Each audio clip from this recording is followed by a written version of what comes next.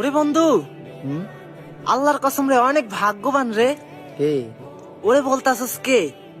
ওই যে আমার মুসলিম ভাই, তার সামনে আমাদের এই ভিডিওটা গেছে। ওই অনেক ভাগ্যবান, বিশ্বাস কর। কেন যে জানাস ভাগ্যবান বলছি?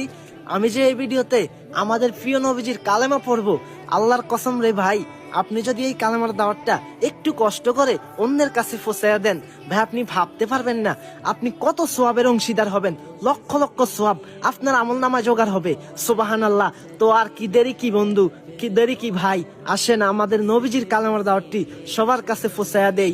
লা ইলাহা ইল্লাল্লাহ মুহাম্মাদুর রাসূলুল্লাহ সাল্লাল্লাহু আলাইহি ওয়াসাল্লাম। যাদের মনে অহংকারে ভরা, যারা নবীজিকে ভালোবাসে না, তারা চাইলেও এটা শেয়ার করতে পারবে না।